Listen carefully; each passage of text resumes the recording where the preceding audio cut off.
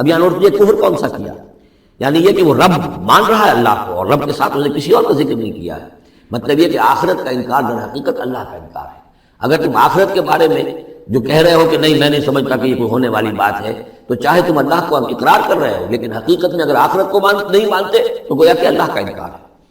لیکن هو اللہ ربی، لیکن جہاں تک میرا معاملہ ہے میں نے تو اللہ کو اپنا رب مانا ہوا ہے، وہی میرا مالک ہے، آقا ہے۔ ولا اشرک بربی احدا، اور میں اپنے رب کے ساتھ کسی کو شریک نہیں ٹھہراتا۔ ولولا اذ دخلت جنتک قلت ما شاء اللہ، اور کیوں نہ ایسا ہوا کہ اللہ کے بندے جب تو اپنے باغ میں داخل ہوا تو نے باغ دیکھا پھلا ہوا ہے، ہرا بھرا ہے، ہر طرف منظر جو ہے بڑا دل خوشگل منظر ہے، تو کہتا ماشاء اللہ۔ یہ پھر وہی مجلسی کلمہ آ گیا جس میں توحید کوٹ کوٹ کر بھری ہوئی ہے، ماشاء اللہ۔ یہ جو اللہ نے چاہا، جو اللہ نے چاہا، یہ سب اس کے فضل و کرم سے ہے۔ لا قوت الا باللہ، کوئی طاقت نہیں ہے اللہ کے سوا۔ اگر اللہ کی طرف سے یہ بات نہ ہوتی تو میرے اندر کوئی صلاحیت نہیں تھی۔ اللہ ہی کی ہے در حقیقت، یہ دین ہے اسی کی عطا ہے۔ ان ترن انا اقل منک مالا و ولدا، اگر تم دیکھ رہے ہو کہ میں تم سے کم ہوں مال میں بھی اور اولاد میں بھی، فعسى ربی ان یؤتینی خیرا من جنتک، تو مجھے تو میں اپنے رب کے بارے میں یہ یقین ہے کہ وہ جب چاہے مجھے تیرے باغ سے بہتر باغ دے سکتا ہے۔ وَيُرْسِلَ عَلَيْهَا حُسْبَانًا، اور تیرے باغ کے اوپر وہ کوئی اوپر سے کوئی لو کا جھونکا ایسا بھیج سکتا ہے، من السماء، آسمان سے، فَتُصْبِحَ صَعِيدًا زَلَقًا، کہ یہ پورا باغ جو ہے یہ جو ایک ایسا چٹیل میدان ہو کر رہ جائے کہ یہاں کوئی درخت رہے نہ بیلے رہے۔ معلوم ہوا کہ ہر چیز جب آنکھ کھلی گل کی تو موسم کا خزاں کا یہ ہو سکتا ہے، ممکن ہے۔ اور یصبح ماؤہا غورا، یا اللہ آسمان سے کوئی ایسی نہ بھی بھیجے کوئی چیز بلا، تو اس کا پانی ہی جو تمہارا یہ جو چشمہ چل رہا ہے وہ پانی ہی اگر زمین کے اندر گہرا اتر جائے، یہ چشمہ خشک ہو جائے، فلن تستطیع لہ طلبا، اور پھر تم پانی کہیں سے لا نہ سکے تو یہ باغ خود بخود اجڑ جائے گا۔ یہ سارے امکانات ہیں، مسبب الاسباب نے تمہارے لیے اس وقت سارے اسباب جمع کر رکھے ہیں، جب چاہے گا ان میں سے کسی ایک سبب کی بھی اگر تناب کھینچ لے تو یہ سارا معاملہ جو ہے یہ تو شیش محل کی طرح کا ہے، ایک ہی جو پتھر ہے وہ اس سب کو چکلا چور کر دے گا۔ وَأُحِيطَ بِثَمَرِهِ، معلوم ہوتا ہے وہ بہت ہی کوئی اللہ کا پہنچا ہوا شخص تھا، جو اللہ کا دوست تھا، اور اس کا دل دکھایا اس شخص نے، جس کو تانا دیا اسے انا خیر من انا اکثر منک مالا و ولدا، تو اس حوالے سے اس کا دل دکھا ہے۔ اور یہ جان لیجئے کہ کسی اللہ والے کا من عادى لي وليا فاذنته للحرب، تو ایک حدیث قدسی ہے، جو شخص میرے کسی ولی کے ساتھ دشمنی کرے پھر میری طرف سے اس کے خلاف اعلان جنگ ہے، تو اس نے چونکہ یہ دل دکھایا ہے۔ اور فارسی کا شعر بھی بڑا مزیدار ہے کہ ہیچ قوم را خدا رسوا نہ کر، تا دلے صاحب دلے نامد میں درد، کسی صاحب دل کے جو دل کو ٹھیس لگتی ہے، درد اس کے اندر پیدا ہو جاتا ہے، صاحب دل ہو، اللہ کی محبت اس کے دل میں ہو اور اسے ٹھیس پہنچے، تو تا دلے صاحب دلے نامد میں درد، ہیچ قوم را خدا رسوا نہ کر، قومیں بڑی رسوا ہو جاتی ہیں کسی ایک اللہ والے کی کہ دل جو ہے اس کی دل کو اگر تکلیف پہنچے تو وَأُحِيطَ بِثَمَرِهِ، اس کا سارا ثمر سمیٹ لیا گیا۔ اللہ تعالیٰ نے جو کچھ اس کو دیا تھا وہ سلب کر لیا، باغ بھی ختم ہوا، اولاد بھی ختم ہوئی۔ فَأَصْبَحَ يُقَلِّبُ كَفَّيْهِ عَلَىٰ مَا أَنفَقَ فِيهَا، تو وہ رہ گیا اپنے ہاتھوں کو ملتا ہوا، اپنی ہتھیلیوں کو ملتا ہوا، جسے ہم کہتے ہیں کفے افسوس ملنا۔ يُقَلِّبُ كَفَّيْهِ عَلَىٰ مَا أَنفَقَ فِيهَا، جو کچھ اس نے خرچ کیا تھا، انویسٹ کیا تھا، محنت کی تھی، کتنا عرصہ لگا تھا اس باغ کے پلاننگ میں، باغ کو اس نے لگایا تھا، کہاں کہاں سے پودے لایا ہوگا۔ ما انفق فیہا وہی خاویۃ علی عروشہا، اور وہ باغ جو ہے گرا پڑا ہوا تھا اپنی چھتریوں کے اوپر، کیونکہ جو انگور کی بیلیں ہوتی ہیں وہ ٹٹیاں ہوتی ہیں، چھتریاں ہوتی ہیں، وہ سب اوندھی پڑ گئی۔ وَيَقُولُ يَا لَيْتَنِي لَمْ أُشْرِكْ بِرَبِّي أَحَدًا، اور اس وقت وہ کہہ رہا تھا ہائے میری شامت، کیا کاش کہ میں نے اپنے رب کے ساتھ شرک نہ کیا ہو۔ اب یہ کون سا شرک؟ اس پوری اس گفتگو کے اندر کہیں کسی دیوی کا، دیوتا کا، کسی کا ذکر نہیں ہے، کسی کی شفاعت کا ذکر نہیں ہے۔ یہ ہے ہمارا آج کا نقشہ مادہ پرستی کا، آج کی ہماری ذہنیت جو پوری کی پوری اس رکوع کے اندر موجود ہے۔ وَلَمْ تَكُنْ لَهُ فِئَةٌ يَنْصُرُونَهُ، اور نہ ہوئی پھر اس کی کوئی جماعت، کوئی اس کی فوج ہوتی جو اس کی مدد کرتی من دون اللہ، اللہ کے مقابلے میں۔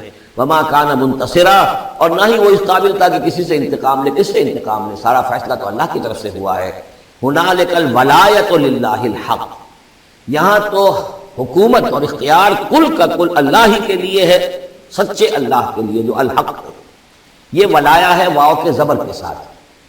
والی کہتے ہیں حاکم کو، مالک کو والی، والی سے ولایا بنتا ہے۔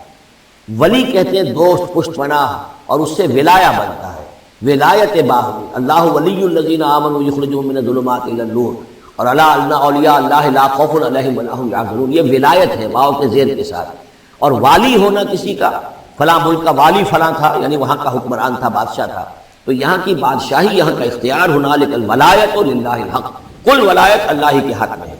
هو خیر ثوابا و خیر عقبا، یقیناً وہی بہتر ہے انعام دینے والا، اور وہی بہتر ہے نتیجے کے اعتبار سے، عاقبت کے اعتبار سے۔ وَاضْرِبْ لَهُم مَثَلَ الْحَيَاةِ الدُّنْيَا، اور ان کے لیے ذرا بیان کیجئے ایک مثال دنیا کی زندگی کے لیے۔ كَمَاءٍ أَنزَلْنَاهُ مِنَ السَّمَاءِ، جیسے پانی کہ ہم نے اتارا آسمان سے، فَاخْتَلَطَ بِهِ نَبَاتُ الْأَرْضِ، اس کے ساتھ رل مل کر زمین کا جو سبزہ ہے وہ نکل آیا۔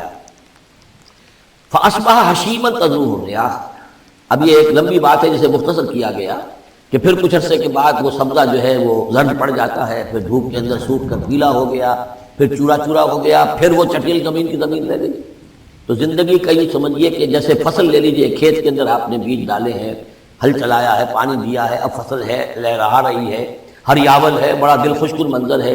کچھ دنوں کے بعد اسی فصل کے اوپر جو زردی آ جاتی ہے، پھر وہ پک گئی ہے، اس کے بعد وہ کٹ جاتی ہے، کٹنے کے بعد پھر وہی منظر وہی ہے، وہی ویران منظر ہے، اور کہیں کہیں جو ہے وہ جو بھی توڑی کے تن کے کچھ پڑے ہوئے ہیں، اللہ اللہ خیر اللہ۔ یہ جو سائیکل ہے، یہ پلانٹ لائف کی سائیکل ہے، 3 مہینے کی ہے، 4 کی ہے، 6 کی ہے، 7 کی ہے، یہی ہے۔ لیکن یہی سائیکل ایک بڑے پیمانے پر انسانی زندگی کی ہے۔ ایک بچہ پیدا ہوا، اس وقت جو ہے بڑی خوشیاں منائی گئی، پھر وہ بڑا جوان ہوا، قوی ہوا، طاقت والا ہوا، پھر اس کے اوپر ہیڑ ابر آ گئی، بال میں سفیدی آ گئی، چہرے پر جو ہے وہ جھریاں پڑنی شروع ہوئی، اس کے بعد پھر اس پر موت وارد ہوئی، پھر اسے قبر میں اتار دیا گیا، وہ مٹی تھا اور مٹی میں جا کر مل گیا۔ ایک ہی سپین ایک چل رہا ہے، سائیکل چل رہا ہے۔ یہ انسانی زندگی کا سائیکل ہے، اور یہ جو نباتاتی زندگی کا سائیکل ہے، فرق اس میں کچھ نہیں ہے۔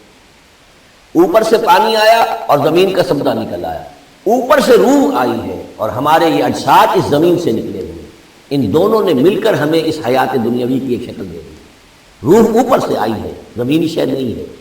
بولے روح من امر ربی، اور یہ کہ زمینی طور پر جو بھی کچھ ہے، یہ جو نظام ہے یہاں کا، اس میں یہ ہمارا جسم بنتا ہے اپنے ماؤں کے پیٹوں میں، اور پھر یہ روح کے ساتھ مل کر اس دنیا کی زندگی کے اندر ایک جو ہے ایک وقفہ امتحان جو ہے اس کو بسر کر رہا ہے۔ وَاضْرِبْ لَهُم مَثَلَ الْحَيَاةِ الدُّنْيَا، ان کے لیے دنیا کی زندگی کی مثال بھی بیان کیجئے، كَمَاءٍ أَنزَلْنَاهُ مِنَ السَّمَاءِ، جیسے کہ پانی جو ہم نے اتارا آسمان سے، فَاخْتَلَطَ بِهِ نَبَاتُ الْأَرْضِ، تو پھر اس کے ساتھ سبزہ جو ہے زمین کا رل مل کر نکل آیا، فَأَصْبَحَ حَشِيمًا، پھر وہ ہو گیا چورا چورا، تَذْرُوهُ الرِّيَاحُ، کہ جنہیں ہوائیں لیے اڑتی ہیں، اڑتی پھر رہی ہیں۔ وَكَانَ اللَّهُ عَلَىٰ كُلِّ شَيْءٍ مُقْتَدِرًا، اور یہ اللہ تعالیٰ جو ہے ہر شے پر قادر ہے، اس کے لیے جیسے یہ سائیکل چل رہا ہے تمہارا نباتاتی، ایسے ہی حیواناتی ہے، ایسا ہی تمہارا انسانی زندگی کا ہے۔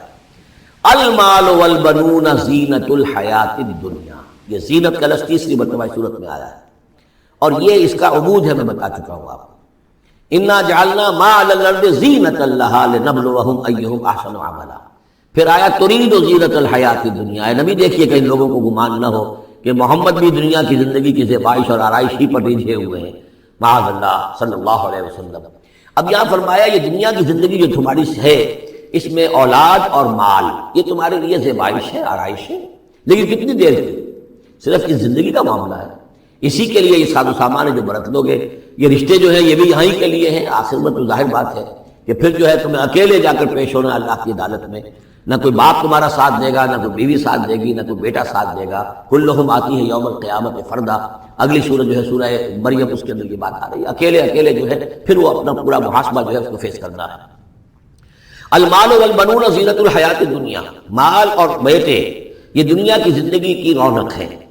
والباقیات الصالحات، باقی رہنے والی تو نیکیاں ہیں۔ نیکی کوئی کمائی ہے اس 30 سال میں، 40 سال میں، 50 سال میں، تو ان کے لیے بقا ہے، مال کے لیے کوئی بقا نہیں ہے۔ الباقیات الصالحات خیر عند ربک ثواب و خیر عملا، وہ یقیناً بہتر ہے تیرے رب کے نزدیک ثواب کے اعتبار سے، بدلے کے اعتبار سے بھی، اور توقع اور امید کے اعتبار سے۔ امید اگر کوئی لگانی ہے تو یہ مال اسباب سے نہ لگاؤ، امید اگر لگانی ہے تو اولاد سے نہ لگاؤ، امید لگانی ہے تو کوئی نیکی اگر ہے اور آخرت میں اس کا اجر و ثواب کی توقع ہے تو تمہارے لیے سہارا جو ہے اصل بننا چاہیے وہ۔ وَيَوْمَ نُسَيِّرُ الْجِبَالَ، اب یہ قیامت کا نقشہ کھینچا جا رہا ہے، اور جس دن کے ہم چلائیں گے پہاڑوں کو، وَتَرَى الْأَرْضَ بَارِزَةً، اور تم دیکھو گے کہ زمین بالکل ننگی ہو گئی ہے، کوئی اونچائی نہیں رہی، کوئی نیچائی